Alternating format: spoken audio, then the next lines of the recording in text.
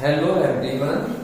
तो आज हमारी जो है ये फोर्थ क्लास है वेक्टर्स की। इससे पिछली क्लासेस में हमने जो है वेक्टर से रिलेटेड जितनी भी थ्योरी थी वो सभी हम लोग जो है आपस में अब कवर कर चुके हैं। तो आज जो है हमारा क्वेश्चन प्रैक्टिस का सेशन रहने वाला है वेक्टर्स के ही रिगार्डिंग। और इससे प्रीवियस क्लासेस में जो हमारी 3 क्लासेस हो चुकी हैं उसमें हमने वेक्टर को कैसे रिजोल्व करना है, कैसे उसका मैग्नीट्यूड फाइंड आउट करना है, किस तरीके से दो वेक्टर का प्रोडक्ट होगा, डॉट प्रोडक्ट में क्या होता है, स्केलर और वेक्टर प्रोडक्ट में क्या होता है, ये सभी चीजें हम लोग जो है अपनी प्रीवियस क्लासेस में कर चुके हैं कवर। ठीक है, तो अगर आपने अभी नहीं देखी है वो क्लासेस तो उनको आप देख लें एक बार अच्छे से जाकर के और फिर इस क्लास पे आए। और अगर आपने देख रखी है तो आज भी हम अपना प्रैक्टिस सेशन स्टार्ट करने वाले हैं। बेसिक क्वेश्चन से शुरू करेंगे, एडवांस लेवल तक चलते रहेंगे, ऊपर ऊपर बढ़ते रहेंगे।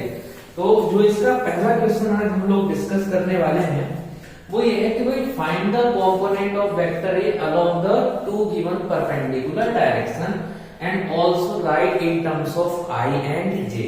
मतलब कोई भी वेक्टर अगर आपको दे रखा है तो बेसिकली क्वेश्चन वाला ये पूछ रहा है आपसे कि भाई आप रिजोल्व करो, जो भी वेक्टर आपको दिया गया है उसको आप रिजोल्व करो एक्स एक्सिस और वाई एक्सिस के अलोंग अपना। परपेंडिकुलर का मतलब यही है, यहाँ जो दो परपेंडिकुलर डायरेक्शंस हैं आपकी वो वही है कि X axis and Y axis. तो इसमें जैसे एग्जांपल में हम बात करें, पहला एग्जांपल मैं ले लेता हूं आपके साथ कि भाई आपके पास ये है एक्स एक्सिस, ये है वाई एक्सिस एंड एक वेक्टर आपको दिया गया है ये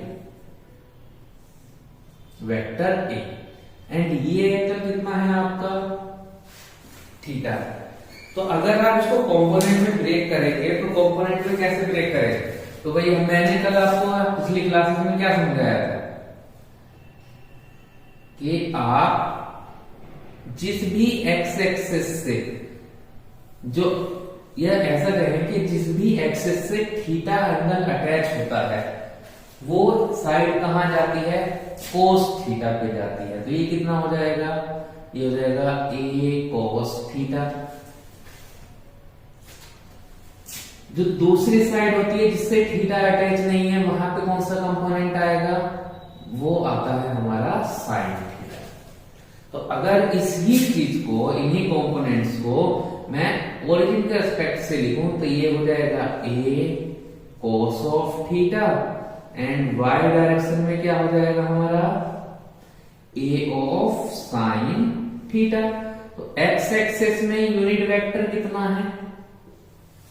एक्स एक्सिस में यूनिट वेक्टर होता है आई कैप एंड वाई में कितना होता है जे कैप। तो वेक्टर ए कैसे लिख सकते हैं हम लिख सकते हैं ए कोस थीटा आई कैप प्लस ए साइन थीटा जे कैप। तो ये आ गया मेरा ए वेक्टर। किस केस में आ गया? ये आ गया है हमारा जब हम इसको रिजोल्व कर रहे हैं, कंपोनेंट से ब्रेक कर रहे हैं along X axis and Y axis. ठीक है, चलो एग्जांपल अगला देखें। तो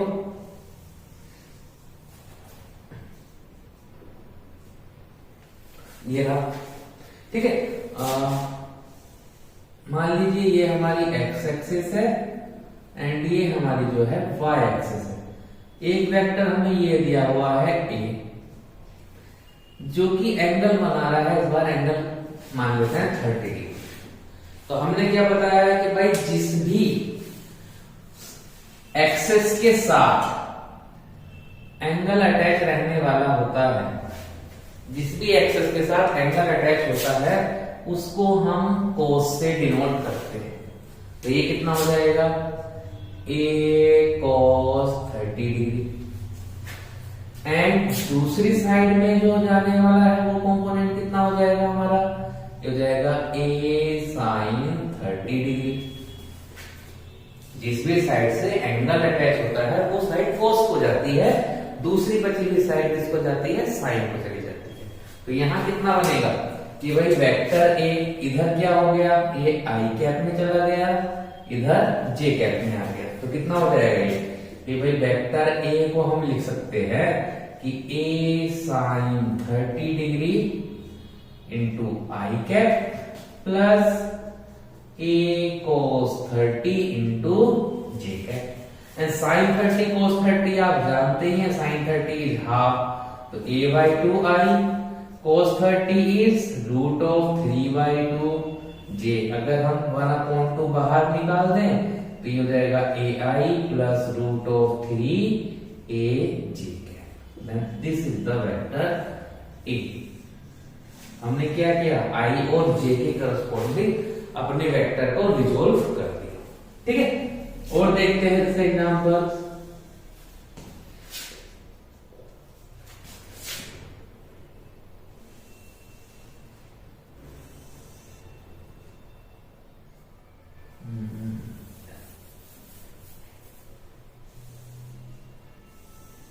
ये हो गया x, इधर हो गया हमारा y, एंड ये मान लेते हैं हम थीटा।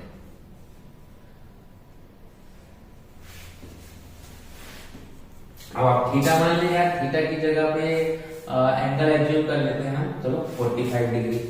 इसका नाम दे देते हैं हम क्या, इसको बोल देते हैं कि भाई ये है वेक्टर ए।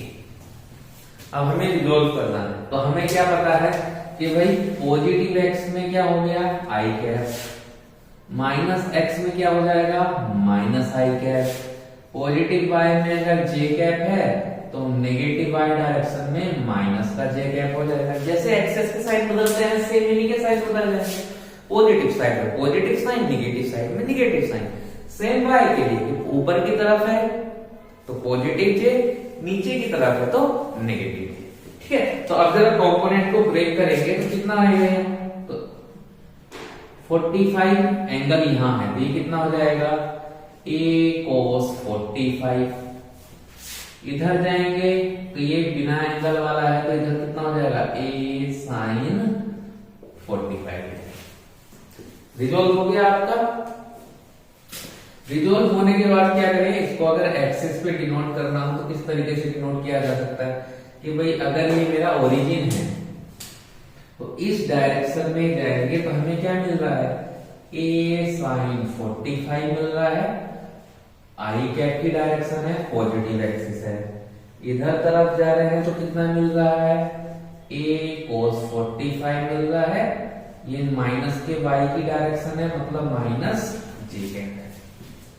तो वेक्टर रिजोल्व हो गया हमारा कंप्लीटली। तो कितना बना ये हो जाएगा a vector equals to a sin 45 ऑफ i cap minus a cos 45 of j cap. और sin 45 cos 45 की वैल्यू कितनी है, तो a upon root 2 of i cap minus a upon root 2 of j cap. तो 1 अपॉन रूट 2 अगर हम बाहर निकाल दें तो a i minus a j, and this is vector.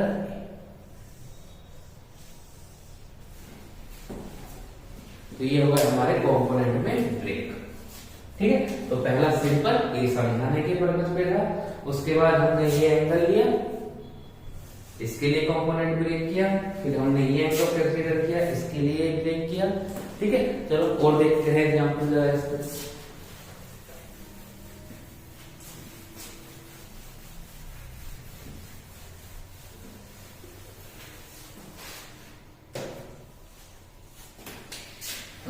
मान लीजिए ऐसा कुछ सिनेरियो आपके पास है,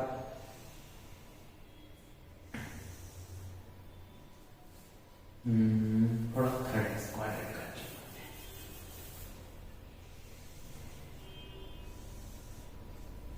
positive x positive y and vector ये रहा, एंड ये 60 डिग्री पे है, and this is vector a। ठीक है, तो फिर से ब्रेक करेंगे भाई कि भाई अगर ये है तो जहां एंगल अटैच है वो साइड जाने वाली है cos के साथ, तो ये कितना आ जाएगा a cos 60।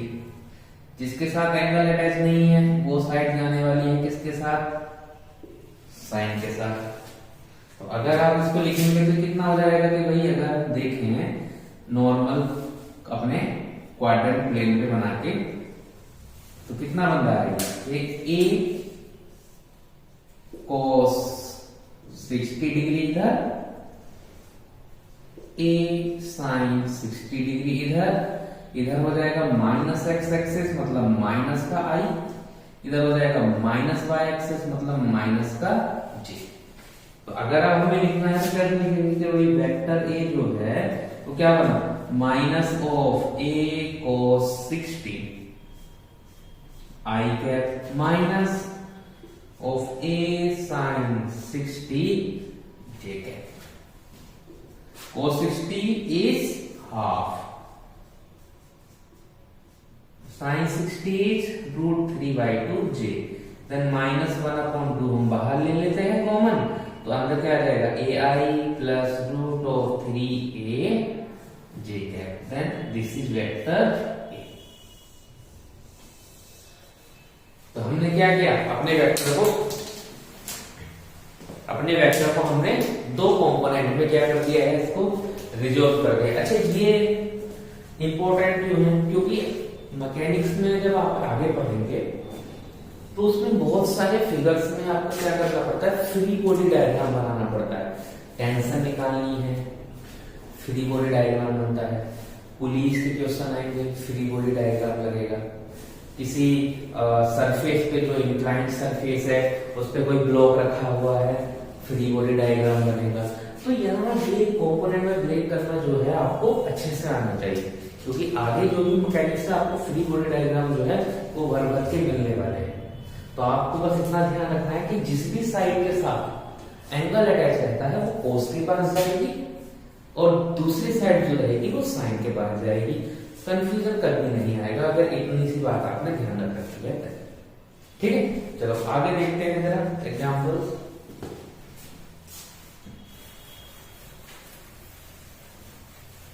मान लो अगर ये तो हमारा एक्स एक्सिस वाई एक्सिस हो गए, मान लो अगर हमारा सरफेस थोड़ा इंक्लाइन हो तब क्या करें। मान लो ये रखा हुआ है हमारे पास एग्जाम्पल एंड ये हमारे पास एक वुडन ब्लॉक थीटा और इसके ऊपर हमने एक ब्लॉक रख रखा है। ठीक है, अब हमको फोर्सेस अप्लाई करनी है। तो अगर इसका मास m है तो नीचे कितना वेट लग रहा होगा, mg लग रहा होगा। ठीक है, अगर एंगल थीटा है तो ये mg है हमारे पास। अब इसको हमको कंपोनेंट में ब्रेक करना है, तो हम क्या करेंगे भाई, देखो मान लेते हैं कि प्लेन हमारा इस टाइप से, ठीक है, इसको मान लेते हैं कि x डैश डायरेक्शन में है और ये y डैश डायरेक्शन में है। तो अब अगर आप इसके कंपोनेंट करेंगे तो क्या होगा, एक कंपोनेंट जाएगा x डायरेक्शन में, एक कंपोनेंट जाएगा आपका y डायरेक्शन में। तो अगर ये एंगल थीटा है तो ये एंगल थीटा हो जाएगा। तो जिसके साथ थीटा अटैच है तो वो साइड किसके पास जाएगी, cos के पास जाएगी। जिसके साथ अटैच नहीं है वो किसके पास जाएगी, वो जाएगी साइन के पास। तो हमारा कैसे टूट सकता है कंपोनेंट में कि भाई ये वेक्टर जो है mg अगर वेट नीचे लग रहा है, डाउनवर्ड है, तो एक कंपोनेंट ये आ जाएगा mg cos theta and other component इधर आ जाएगा mg sin थीटा। तो आपने क्या किया, अपना जो वेट था इसी को रिजॉल्व कर दिया दो कंपोनेंट के अंदर। और कौन सा है ये फोर्स, ये है हमारा mg। तो इसी तरीके से आपको क्या करना है, रिजॉल्व करते आनी चाहिए। ठीक है, तो रिजॉल्वमेंट अगर हो गया है तो अभी हम थोड़ा सा अब आगे देखते हैं नया टॉपिक, उस पर क्वेश्चन करते हैं ट्राई।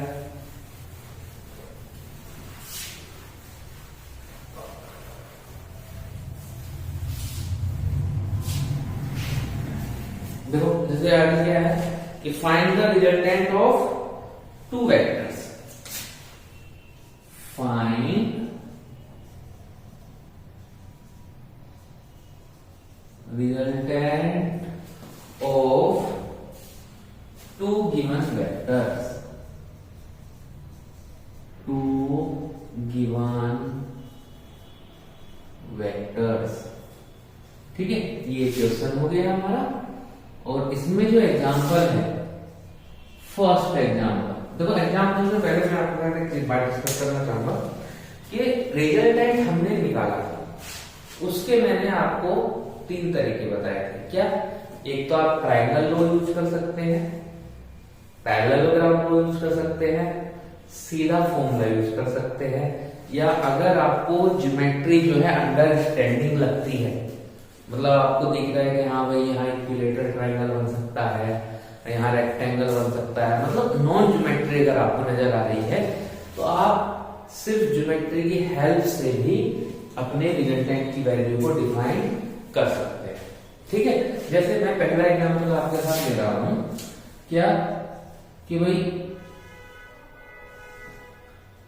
एक फोर्स लग रहा है इधर, एक फोर्स लग रहा है इधर, एंड दोनों ही फोर्स जो है आपके सेम है, और दोनों के ही बीच में कितना एंगल है आपका 90 डिग्री। ठीक है, तो पहला तरीका क्या कर सकते हैं आप, कि आप जो कर सकते हैं कि भाई आप यहां पैरेललोग्राम कंप्लीट कर सकते हैं। पैरेललोग्राम कैसे कंप्लीट करेंगे आपको पता होना चाहिए, कल की क्लास में भी, पिछली क्लास में भी डिस्कस किया था कि पैरेललोग्राम अगर आपने बनाया है तो पैरेललोग्राम का जो डायगोनल होगा वो हमारा रिजल्टेंट को रिप्रेजेंट करता है। तो अगर ये एफ है तो ये भी एफ ही होगा, सेम साइड हो जाएगी, इक्वल सामने वाली साइड होगी पैरेललोग्राम में। ये भी एफ है, ये भी एफ है, क्या हमें ये एक राइट एंगल ट्राइंगल दिख रहा है? अगर मैं कहूं कि भाई ये हमारा आर है तो ये राइट एंगल ट्राइंगल है, पाइथागोरस थ्योरम लगाएंगे तो कितना हो जाएगा कि R square equal to F square plus F square, तो R square equal to 2f square, then R is under root of 2f। ठीक है, ये हो गया मेथड 1। ठीक है, पैरेललोग्राम लो की हेल्प से। सेकंड है हमारा फॉर्मूले की हेल्प से।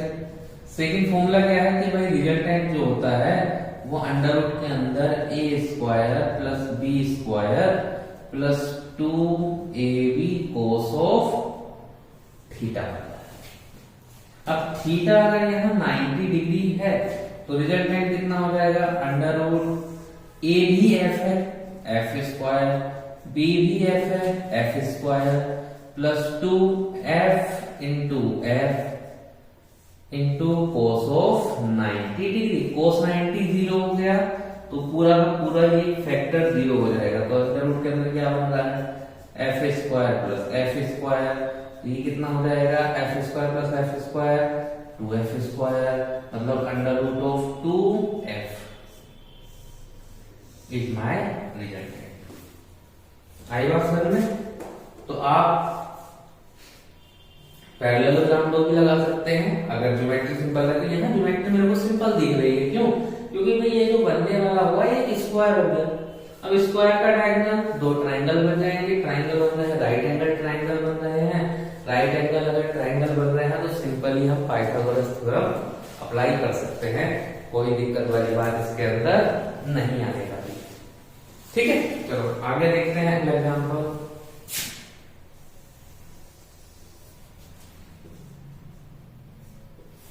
अगला एग्जांपल हमारे पास है ये कि 2 फोर्स लग रहे हैं, सेम ही है, अभी भी एफ एंड एफ ही है, लेकिन एंगल कितना है इनके बीच में 60 डिग्री। क्या करेंगे, पैरेललोग्राम लो लगाना चाहें तो पैरेललोग्राम लगा लें, तो पैरेललोग्राम लो अप्लाई करेंगे तो क्या बनेगा कि ये जो जाने वाला होगा डायगोनल ये मेरा रिजल्टेंट बनेगा। तो अगर ये एफ है तो ये भी एफ हो गया। ठीक है, तो इस केस में रिजल्टेंट कितना हो गया, under root of F square plus F square plus 2 of F into cos of 60 degree. Then R is F square 2f square plus 2f square into cos 60 half. Then R is कितना हो गया, F square plus 2f square मतलब 3f square, then R is under root of 3 times of f। ये आ गया मेरा। Simple. चलो आगे देखते हैं अगला एग्जांपल।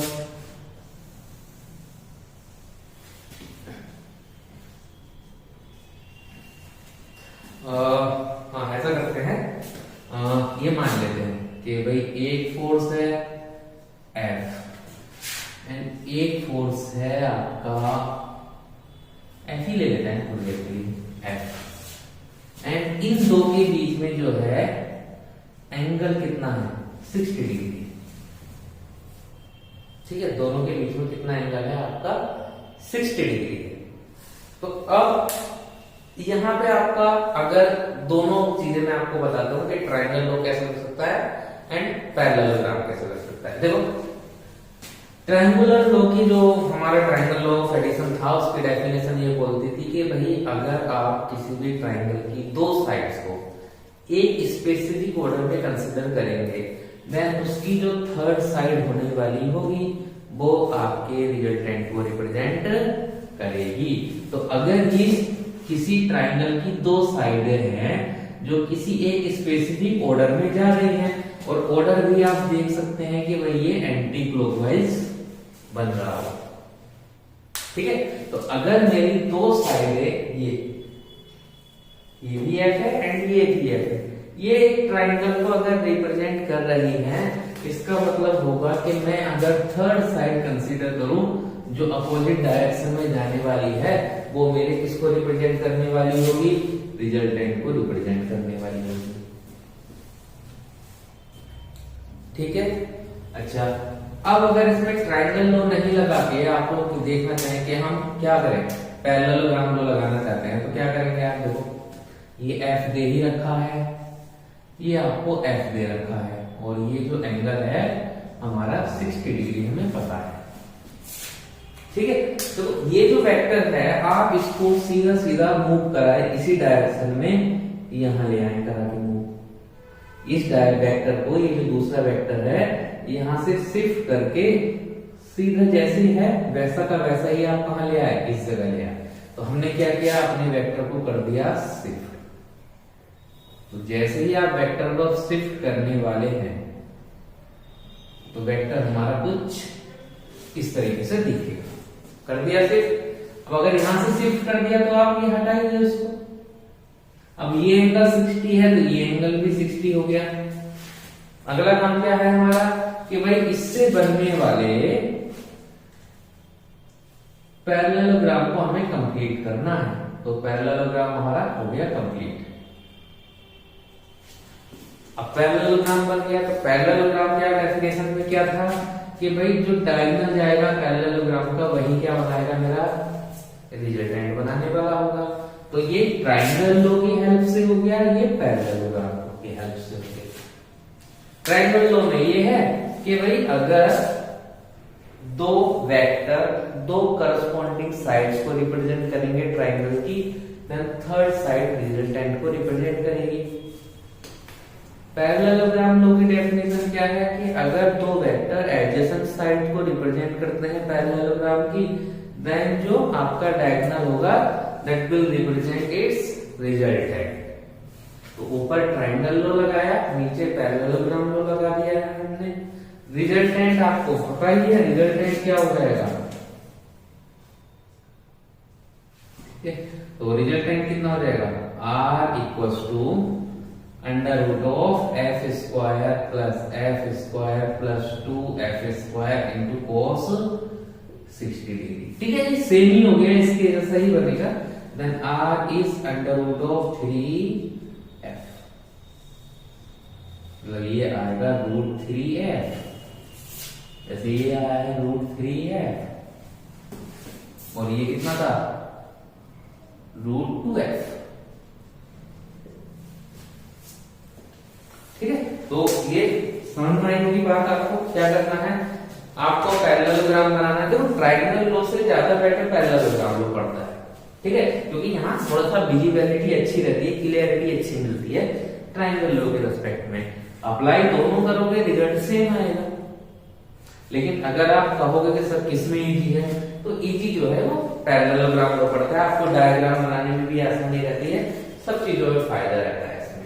ठीक है, बाकी फॉर्मूला अगर आप रिजल्टेंट का देख रहे हैं तो जो ट्राइंगल लॉ के लिए अप्लाई होता है वही आप क्या कर सकते हैं अपने पैरेललोग्राम लॉ के लिए अप्लाई कर सकते हैं, उसमें कोई चेंज नहीं है।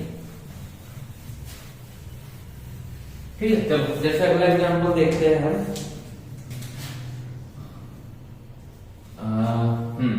दो वेक्टर्स हैं, इसको मान लेते हैं हम कि ये अंडर रूट ऑफ 2f है।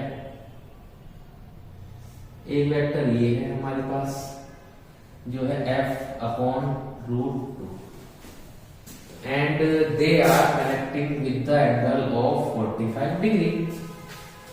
तो हमें क्या करना है, आप लोगों को पता है f1 पता है, f2 पता है, सीधा सीधा पैरेललोग्राम बनाएंगे, पैरेललोग्राम से सीधा रिजल्टेंट मिल जाता है। एंड रिजल्टेंट का फॉर्मूला अप्लाई कर दो तो ये कितना हो जाएगा, f1 is root 2f square plus f2 मतलब f अपॉन रूट 2 का whole square plus 2 times of कितना under root of 2f into f upon root 2 into cos of 45 degree. आर कितना हो जाएगा यहां से भाई बताओ जरा, ये हो जाएगा 2f square, f square by 2 हो जाएगा, रूट टू कैंसल आउट हो जाएंगे, 2f स्क्वायर हो जाएगा and cos 45 is 1/√2। Then r is, इसको कितना लिख सकते हैं हम, 4 + 1 5f स्क्वायर बाई 2 एंड ये हो जाएगा 2√2f square by 2। Then r is 5 + 2√2 upon में 2 एंड f स्क्वायर का स्क्वायर रूट। देन r कितना हो जाएगा, under root of 5 + 2√2 upon 2f। ठीक है, अब ये क्वेश्चन थोड़ा सा भी वैसे हमने ले लिया है एंगल 45 डिग्री, तो इसलिए लग रहा होगा कि आपको इतना अजीब सा आंसर क्यों आ रहा है। तो आंसर तो कुछ भी आ सकता है कि ये डिपेंड करेगा कि भाई आपने एंगल क्या लिया है। हाँ, लेकिन जो क्वेश्चंस वगैरह में आपको एंगल्स मिलेंगे वो थोड़े बेटर रहेंगे, इस टाइप की जो है खराब सी कैलकुलेशन उसमें नहीं आती।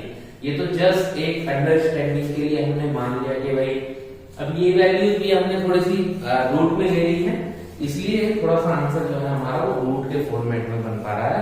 नहीं तो क्वेश्चन जो एक्चुअल में रहते हैं वो इसमें इतना टीडियसली कैलकुलेशन नहीं रहती है। ठीक है, तो एंगल आपको ऐसा देंगे ताकि आपका कट फिट के सब सिंपल चीजें बन जाए। ठीक है, चलो अगला एग्जाम्पल देखते हैं। जैसे इसमें एग्जाम्पल देखते हैं, मान लीजिए कि भाई हमारे पास जो है एक वेक्टर है ए, दूसरा वेक्टर जो है वो भी ए है एंड इनके बीच में एंगल 60 डिग्री। अब क्या करें, कैसे करें? तो एक बात यहां ध्यान से देखो जरा कि ये जो साइड लेंथ है ए यूनिट का है, इधर वाला साइड भी हमारा ए का ही है, दोनों ए है, एंगल हमारा कितना है 60 डिग्री है। अब अगर आप ट्रायंगल लो देखें इसके अंदर, तो ट्रायंगल लो की डेफिनेशन ये थी कि अगर एक ट्रायंगल की दो साइड को वेक्टर रिप्रेजेंट करते हैं किसी एक स्पेसिफिक ऑर्डर में, तो ऑर्डर आपको दिख रहा है एंटीक्लॉकवाइज मूवमेंट का है, then the third side will represent its resultant. तो अब आप एक बात जरा खुद से सोच के देखो कि अगर ये एंगल 60 है, ये ए है, ये ए है, ये दोनों ही वैल्यूज क्या है, ए है, एक एंगल इनके बीच में 60 डिग्री है, तो ये आइसोसेलेस ट्रायंगल बनेगा। अब अगर ये आइसोसेलेस ट्रायंगल बना तो ये दोनों एंगल आपके इक्वल होने चाहिए। अब अगर ये इक्वल होंगे तो ये भी 60 डिग्री बनेगा एंड ये भी 60 डिग्री बन जाएगा।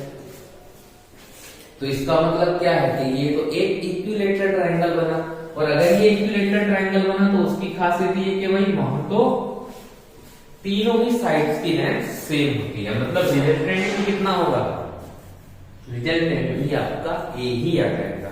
ये हमने सोल्व किया ट्राइंगल लॉ की हेल्प से। क्या कि दो साइड हमें दे रखी है, हमें एक एंगल 60 पता है। अब अगर ये 60 है तो रिजल्टेंट हमारा थर्ड साइड से बना। अगर ये दोनों साइड्स इक्वल है ट्राइंगल के लिए तो आइसोसेलेस बना।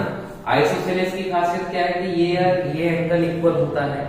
अब आइसोसेलेस में हमें पता कि भाई ये 60 है तो ये भी 60 हो गए, मतलब आइसोसेलेस नहीं है ट्राइंगल। ट्राइंगल कैसा हो गया? इक्विलेटरल ट्राइंगल हो गया। अब अगर इक्विलेटरल है तो तीनों साइड सेम होने वाली है।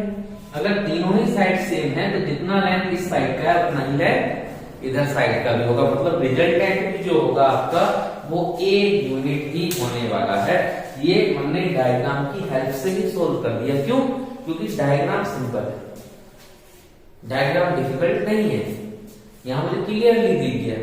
अब अगर इसी चीज को आप पैरेललोग्राम लॉ से सोल्व करना चाहें तो कैसे करेंगे वो भी देखो।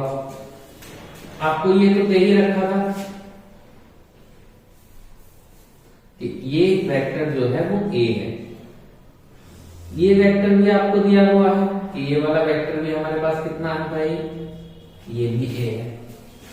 पैरेललोग्राम लॉ में क्या करना है, आपको दोनों वेक्टर कनेक्ट करने रहते हैं एक साथ, टेल टू टेल। तो आप क्या करो, ये जो वेक्टर है इसको उठाओ, उठा के सीधा सीधा लाके यहां चिपका, ये काम करना है। इधर से लाओ इधर चिपका देते हैं तो क्या बनेगा, इधर से लाके इधर चिपकाएंगे तो ये आ गया। अब हमें क्या करना है, यहां से वेक्टर आ चुका है। अब एक बात बताओ कि अगर ये एंगल 60 है तो ये एंगल कितना होना चाहिए भाई, पैरेलल लाइन की वजह से 120 डिग्री। आप लोगों ने 9th में पढ़ा है अच्छे से। हमने क्या किया, इससे बना दिया अपना पैरेललोग्राम। एंड पैरेललोग्राम का ही जो रिजल्टेंट होने वाला है वो पैरेललोग्राम का जो डायगोनल होगा वही हमारा हो जाएगा रिजल्टेंट। तो ये आ गया हमारा R। अब ये a है तो ये भी लेंथ a है। अब एंगल दोनों वेक्टर के बीच में कितना हो गया, 120 हो गया। तो अगर रिजल्टेंट का फॉर्मूला हम अप्लाई करें तो रिजल्टेंट कितना हो जाएगा, ये हो जाएगा a square plus a square plus 2a square into cos of 120 degree. Then r square is 2a square plus 2a square and cos of 120 degree is minus का हाफ। ये वैल्यू आप लोगों को पता होनी चाहिए। तो 2 से 2 कैंसिल आउट हो गया। Then r is 2a square minus a square मतलब under root of a square. Then r is how much, r is just a। तो अगर इस क्वेश्चन में हम ट्रायंगल लॉ लगा रहे थे तो कैलकुलेशन खत्म करने की जरूरत ही नहीं है भाई। लेकिन इस क्वेश्चन में अगर हम पैरेललोग्राम लगा देते हैं तो उस क्वेश्चन में हमको थोड़ा रिजल्टेंट के लिए कैलकुलेशन देखना पड़ेगा, और वो भी कोई इतना डिफिकल्ट काम नहीं है। तो किसी भी मेथड से आप जा सकते हैं, ठीक है। अच्छा, दोनों ही मेथड ठीक है, बस आपको एक ध्यान रखना है कि जब भी ट्रायंगल लॉ लगाते हैं, ट्रायंगल लॉ के लिए जो है आपकी कनेक्शन जो होना चाहिए वो हेड टू टेल होना चाहिए, head to tail, head to tail connection. लेकिन अगर आप पैरेललोग्राम लॉ लगा रहे हैं तो उस केस में आपका जो कनेक्शन होना चाहिए वो टेल टू टेल या हेड टू हेड,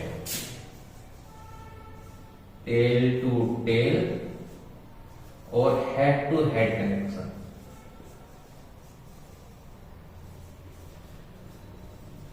ठीक है, क्योंकि काफी सोच रहे हो आप कि सर यहां क्यों लाए, यहां क्यों नहीं ले गए, यहां ले जाओ, क्या ही फर्क पड़ेगा उससे, कहीं भी ले जा सकते हो वेक्टर को। लेकिन कनेक्शन आप देखना कि आपको टेल टू टेल करना है या हेड टू हेड करना। पैरेललोग्राम में, ट्रायंगल लॉ में जहां पहले का हेड खत्म होगा वहां पे दूसरे की टेल शुरू हो जाएगी। बस इस चीज का ध्यान रखेंगे तो ट्रायंगल लॉ एंड और पैरेललोग्राम लॉ के अंदर आपको कभी भी दिक्कत नहीं आने वाली है। तो ये रिजल्टेंट का आप लॉजिक समझ गए होंगे जहां तक है। आप थोड़ा सा अगली नेक्स्ट टाइप के क्वेश्चंस पे हम लोग प्रोसीड करने वाले हैं। ये रिजल्टेंट एंड किस तरीके से रिजोल्यूशन करते हैं हम वेक्टर्स का, ये मैं आप लोगों को समझा चुका हूं। तो अब इसी पे बेस्ड थोड़ा लेवल अप करना चाहिए।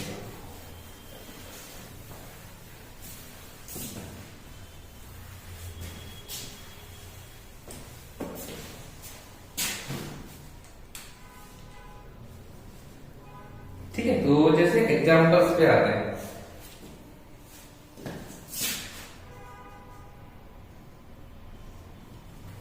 एग्जांपल्स पे आते हैं कि इफ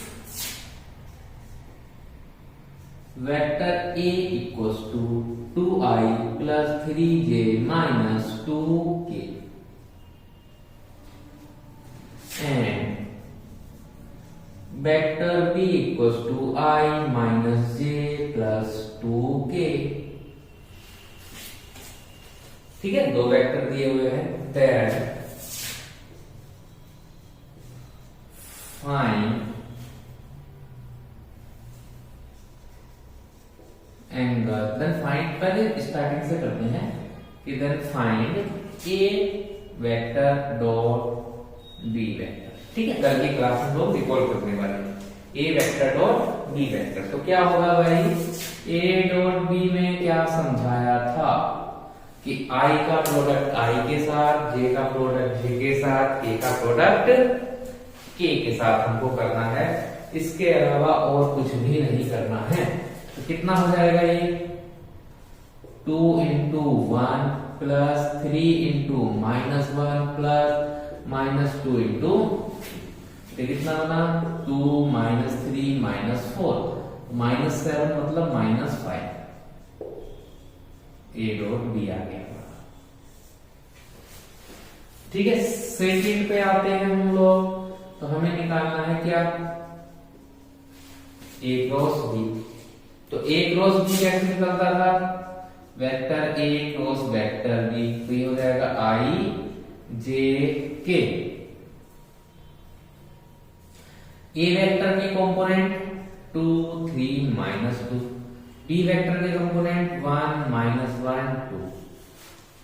ठीक है, तो आई करेगा, आई के साथ आई हटेगा, पहला रो जाएगा, पहला कॉलम जाएगा, तो ये जाएगा 6 माइनस 2 माइनस ऑफ जे, पहला रो दूसरा कॉलम तो 4 प्लस 2 प्लस के, पहला रो थर्ड कॉलम कितना हो जाएगा माइनस 2 माइनस 3। अभी ये कैसे आया, इसके लिए आप जाके पिछली क्लास देखो, उसमें मैंने बहुत अच्छे से समझाया है कि किस तरीके से आपको क्रॉस मल्टीप्लिकेशन करना है। ये हो जाएगा minus 4i minus 6j minus 5k। ये आ जाएगा हमारा A vector cross B vector. Third, इसी में जो sir mod of A and mod of B, इसी में इंक्लूड करते जा रहे हैं। तो मॉड ए निकालते हैं, then mod of vector A is under root of 2 का स्क्वायर प्लस 3 का square plus minus 2 square. 2 square is 4, 3 square is 9 plus 4, then root of 17। This is mod of ए।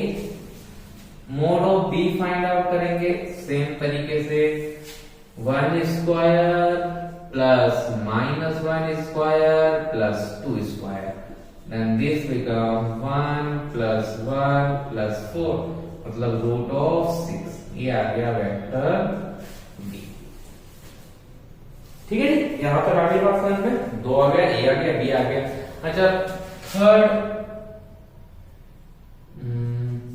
नहीं थर्ड हो गया ना, 4 थीटा एंगल, कितना angle है दो के बीच में, तो क्या लगाएंगे, हमारे पास थर्ड पोर्शन कंप्लीट हो गया है। पहला ये था, सेकंड ये था, थर्ड हो गया 4। हमें क्या पता है कि भाई vector A dot vector B कितना है, mod of A mod of B into cos of theta. ये सब हम डिस्कस कर चुके हैं पिछली क्लासेस के अंदर।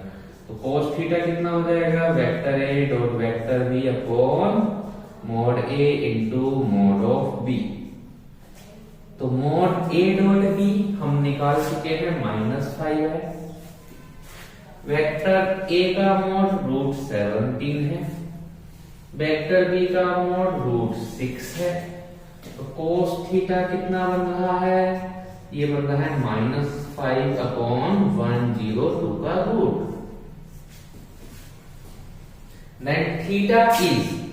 then theta is cos inverse of -5/√102।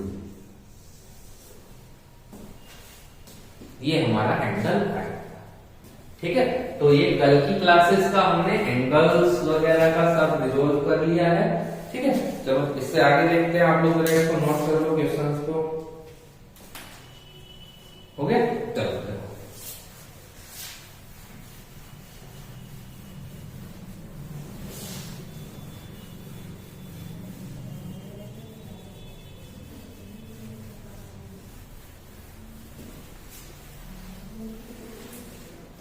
देखो अगला क्वेश्चन लिख लेते हैं हम क्या है। ये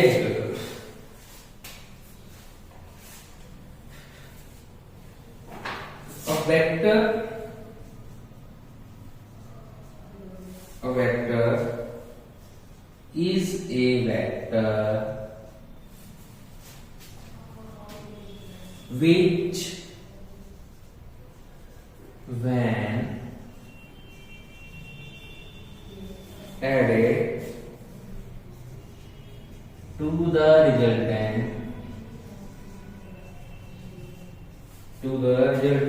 of vectors 2i minus 3j plus 4k and I plus 5j plus 2k yields a unit vector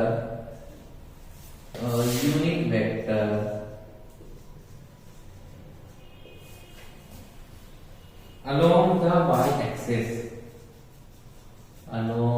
the y-axis, then find vector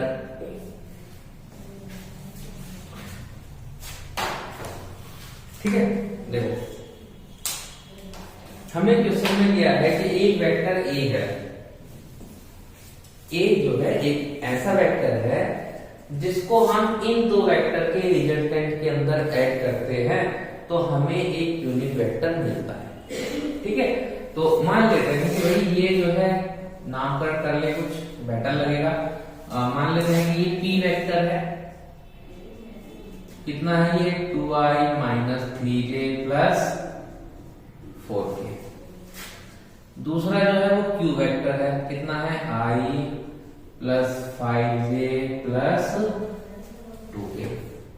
अब अगर मुझे रिजल्टेंट निकालना है r इनका तो कितना हो जाएगा? वो p vector plus q vector. तो कितना होगा? i के साथ i ऐड होगा, j के साथ j एंड k के साथ k। हम लोग डिस्कस कर चुके। तो 2 + 1 3i plus 2j plus 6k, ये हमारा रिजल्टेंट आ गया इन दो का। अब क्वेश्चन में क्या है कि a vector is when added to the resultant, मतलब वेक्टर a जब रिजल्टेंट के अंदर ऐड होगा देन उस केस में ये क्या बचा के जाएगा? Unit vector along y axis बचा के जाएगा। जब इन दो वेक्टर्स के रिजल्टेंट के अंदर, रिजल्टेंट कैसे निकालते हैं? दो वेक्टर को ऐड करते, सिंपल। जब रिजल्टेंट के अंदर ए वेक्टर को ऐड करते हैं तो क्या आंसर मिलता है? हमें यूनिट वेक्टर मिलता है along y axis, and along y axis का unit vector is j cap. ठीक है ना, हम लोग पता है। देन ए वेक्टर कितना हो गया? ए वेक्टर हो गया j cap minus r vector, then j cap minus r vector is 3i 2j and 6k। कितना होगा? i तो है ही नहीं तो इसको क्या लिख सकते हैं? 0i, सिर्फ j बचा हुआ है तो क्या लिख सकते हैं कि 0i plus 1j plus 0k minus 3i plus 2j and ये 6k। तो ये कितना हो गया, 0 माइनस 3 मतलब माइनस 3i, 1 माइनस 2 मतलब minus of 1j and 0 minus 6 is minus 6k। Then this is vector.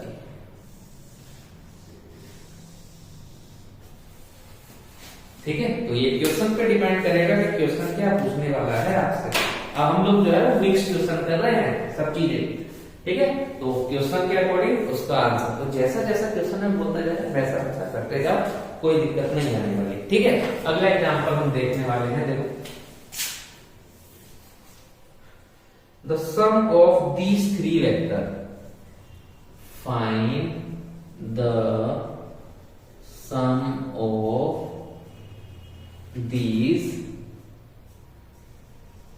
Three vectors, और ये वेक्टर्स हमें दे रखे हैं ऐसा।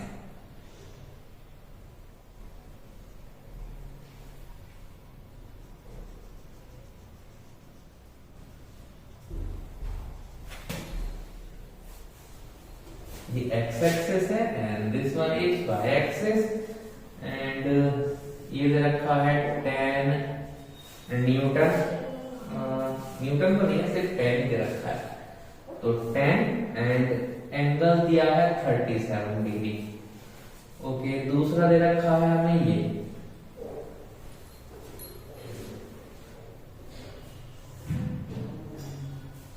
कितना दे रखा है हमको 5, तो छोटा हो जाएगा।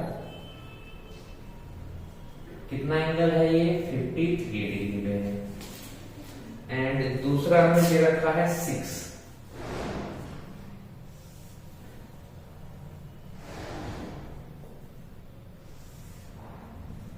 √2 एंड ये हमें दिया हुआ है एंगल 45। ठीक है, और हमें क्या बताना है कि इन वेक्टर्स का सबका सम क्या आने वाला है। अच्छा, 37 डिग्री का आप लोग ट्रायंगल जानते हो क्या?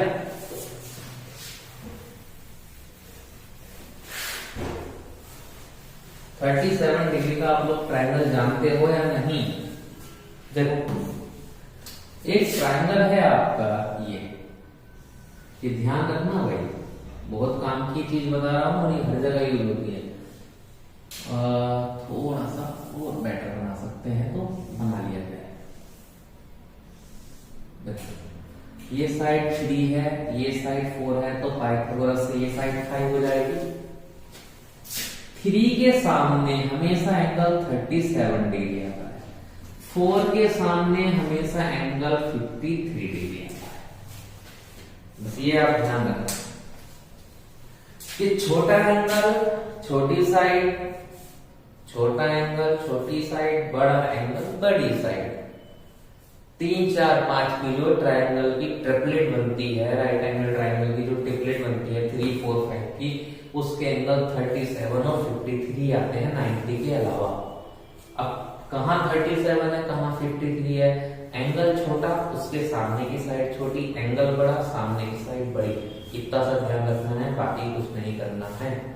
समझे बात? अगर मैं इसी को थोड़ा सा चेंज करूं, ये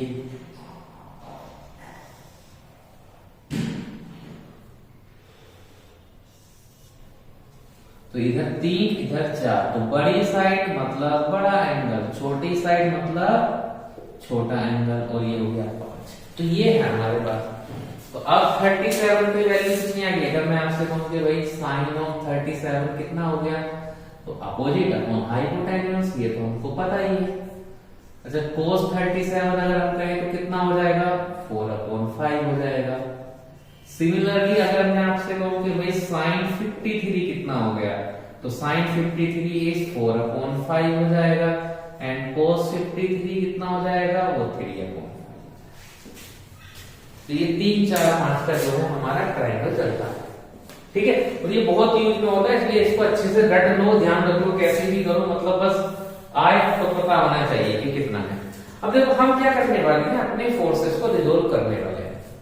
इस क्वेश्चन में पूरा प्रोसेस रिजोल्वमेंट पे बेस्ड है, एक्स एक्सिस में कितना रिजोल्यूशन आ रहा है, वाई एक्सिस में कितना रिजोल्यूशन आया है, इसके बाद अलावा इस क्वेश्चन में कुछ नहीं है। और ये रिजोल्यूशन सीखने का बहुत ही बेटर या बहुत अच्छा क्वेश्चन है। ठीक है, अगर मैं आपसे कहूं तो इसको मैं थोड़ा सिंपल बना सकता हूं आपके लिए। कैसे? देखो, हम इसके अंदर से थोड़ा पहले एक कंपोनेंट हल्का कर देते हैं। मान लो बस ये दो कंपोनेंट है, ठीक है। अब जरा मुझे इसको 5 को ब्रेक करना है, तो हमें क्या पता है कि भाई 5 के साथ में जाना है तो जिस साइड में एंगल होता है वो साइड कोस के पास चली जाती है, जिस साइड में एंगल नहीं होता है वो साइड साइन के साथ चली जाती है। हाँ या ना? ठीक बात है। अगर मैं इस पे जाऊं तो यहां को भी मैं आराम से ब्रेक कर सकता हूं। क्या कि यहां एंगल है, मतलब ये साइड किसके पास जाएगी, कोस के पास जाएगी। इसके साथ एंगल अटैच नहीं है, मतलब ये साइड जो जाने वाली है वो साइन के साथ जाने वाली है।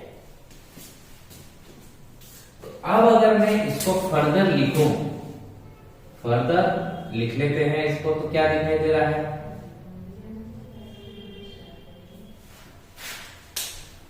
इधर डायरेक्शन में कितना मिल रहा है आपको, 5 cos 53।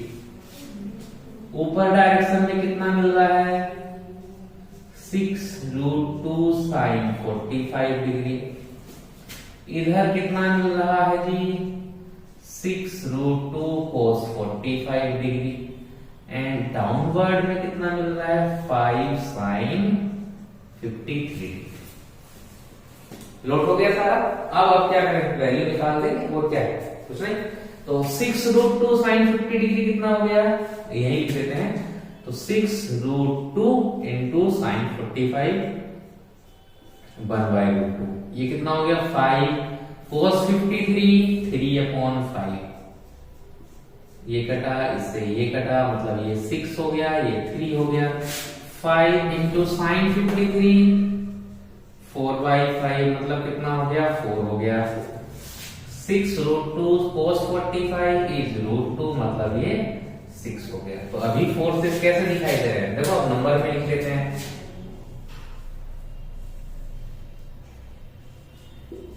x y, तो इधर कितना है, 6 न्यूटन,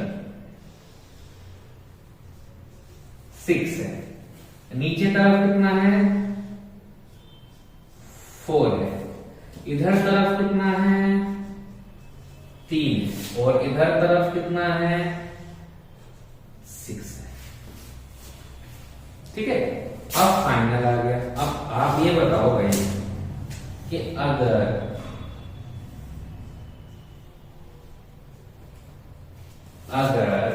एक बॉडी है, उसको ऊपर 6 लोग खींच रहे हैं, नीचे 4 लोग खींच रहे हैं, तो नेट रिजल्टेंट किधर जाएगा, इधर 6 लोग खींचेंगे, वो साइड ज्यादा तेज तरफ जाएगी।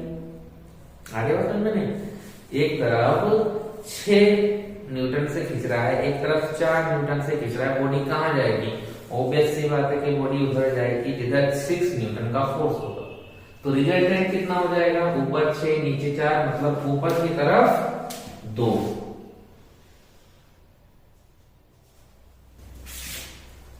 इधर 6 है, इधर 3 है, मतलब रिजल्टेंट कितना जाएगा, इधर की तरफ 3। ये हो गया x, ये हो गया y। तो फाइनल f कितना होगा, सम जो भी आप कह रहे थे, तो 3 जा रहा है -i डायरेक्शन में, 2 जा रहा है +j डायरेक्शन में, then f vector is -3i + 2j। हाँ जी, एंड नेट रिजल्टेंट कितना होगा, पैरेललोग्राम कंप्लीट करेंगे, रिजल्टेंट निकालेंगे। तो r कितना हो जाएगा, यहां से √90 डिग्री का ट्राइंगल है सिंपल, 2² + 3², ये कितना हो जाएगा, √30। तो नेट रिजल्टेंट आ गया 30। एंड फोर्स अगर आपने कंपोनेंट में ब्रेक करके लिखना है तो कितना आ जाएगा, -3i + 2j। तो अब ये 2 फोर्सेस थे, हमने 2 फोर्सेस को ब्रेक किया। अब हम जो है जाने वाले हैं हमारे ओरिजिनल क्वेश्चन की तरफ। तो ओरिजिनल क्वेश्चन में कितना था, इसको हम हटा देते हैं।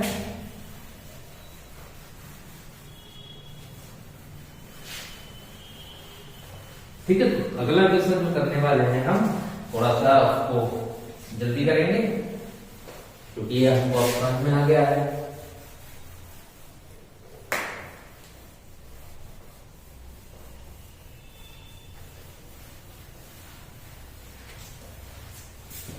ठीक है, चलो तो मैं डायग्राम फिर से देख लेता हूँ और ये हमारा एक्चुअल में डायग्राम बनेगा क्या है।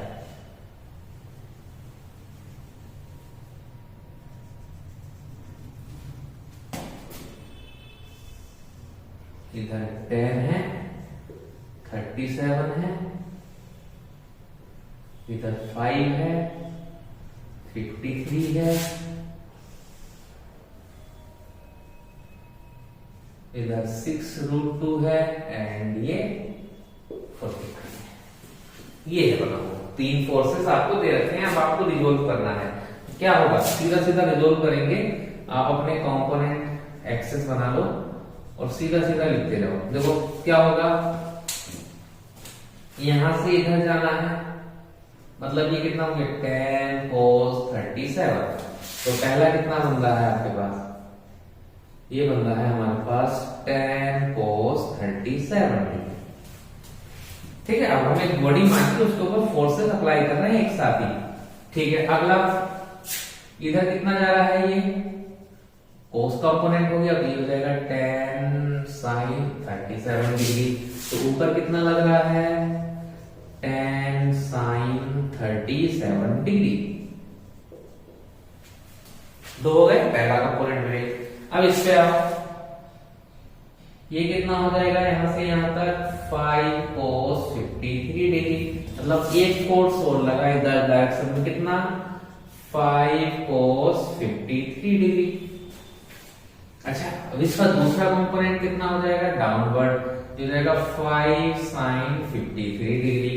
तो नीचे कितना लग रहा है 5 sin 53 डिग्री। ठीक है जी, चलो आगे देखते हैं। अब इसके बारे में आ जाता है, ये कितना लग रहा है इधर से इधर 6√2 cos 45 डिग्री। आ जाओ फिर लगा दो 6√2 cos 45 डिग्री। अच्छा, दूसरा कंपोनेंट कितना लग रहा है इधर, ये रहा, ये कितना हो जाएगा 6√2 sin 45 डिग्री। तो ये हो जाएगा कितना है, एक और लग रहा है इधर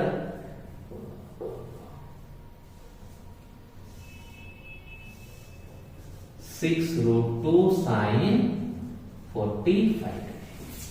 तो सारे फोर्सेस रिजोल्व हो गए हमारे। तो कितने आ गए, दो कंपोनेंट इसके, दो इसके, दो इसके, तो टोटल 6 लग गए। तो 1 2 3 4 5 6 के 6 अप्लाई हो गए। अब सभी की वैल्यूज निकाल देते हैं।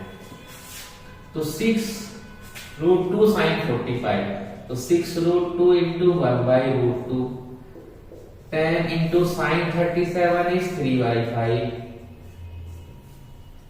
ये कितना हो जाएगा 10 cos 37 is 4/5, 5 into cos 53 is 3/5 and sin 53 is 4, sin 53 4/5, 4/5 and ये हो जाएगा 6√2 into cos 45 is 1/√2। सभी वैल्यूज लिख दिए। फिर से फर्दर फोर्स लगाना शुरू करते हैं। तो ऊपर की तरफ लगेगा, इधर डायरेक्शन में लग रहा है, इधर डायरेक्शन में लग रहा है, इधर डायरेक्शन में। तो ये कितना लग रहा है √2 मतलब 6 एंड 2 6, दोनों 6 न्यूटन के लग रहे हैं। इधर चलते हैं, चाहो तो आप ऐसा नहीं लग रहा तो एक अलग अलग लगा लेते हैं। पहला लग रहा है 6 का एंड दूसरा भी लग रहा है 6 का। इधर जाते हैं, एक लग रहा है ये 2 टाइम्स मतलब 8 का, एक फोर्स लग रहा है हमारा 8 एंड एक लग रहा है 3, तो ये हो जाएगा हमारा 3। इधर चलते हैं नीचे तरफ, नीचे तरफ 5 से 5 एक ही फोर्स है, कितना है 4 है। अच्छा, इधर चलते हैं, सिंगल फोर्स है, कितना है 6 है। ठीक है, तो नेट सोर्स कितना हो जाएगा, यहां से यहां बढ़ते हैं डायग्राम से अपना, तो इधर कितना जा रहा है 6, इधर कितना हो गया ये 11, ऊपर कितना हो गया है 12 एंड नीचे कितना हो गया है ये 4। तो रिजोल्व करते करते कहां आ गए हम, देखो ठीक है। अब फिर से रिजोल्व करेंगे तो कितना बनेगा ये भाई, बोलो जरा। 11 इधर है, 6 इधर है, मतलब इधर 5 लगेगा, ऊपर 12 है, नीचे 4 है, मतलब ऊपर 8 लगेगा। ठीक है, यहां आ गया।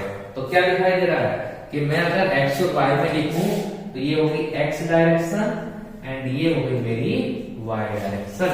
तो यहां से क्या होगा सम, तो सम हो जाएगा f vector equal to 5 of i plus 8 of g। और अगर रिजल्टेंट की बात करें तो f का मोड कितना हो जाएगा, under root of 5 square plus 8 square, तो 25 प्लस 64, देन ये कितना हो जाएगा 9 एंड 89, ये आ जाएगा मेरा रिजल्टेंट फोर्स। तो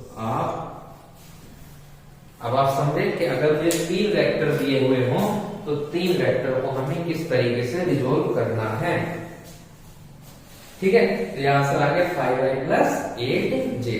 तो बस आप ये देखो कि एंगल कितना है और जिस साइड से एंगल जुड़ा हुआ होगा उसको कोस देना है, दूसरी साइड को साइन देना है। बस यही काम करके हमने पहले लिख दिया, फिर इन सभी की वैल्यूज फाइंड आउट कर ली। वैल्यूज फाइंड आउट करने के बाद हमने फिर से शो करा, शो करने के बाद हमने फिर मर्ज कर दिए सारे वैल्यूज को, फिर देखा किधर रिजल्टेंट कितना जा रहा है। तो जैसे इधर 5 इधर 8, तो x में 5 y में 8, क्योंकि ये वाला जो साइड था आपका इधर वाला ये x एक्सिस था एंड ये y था।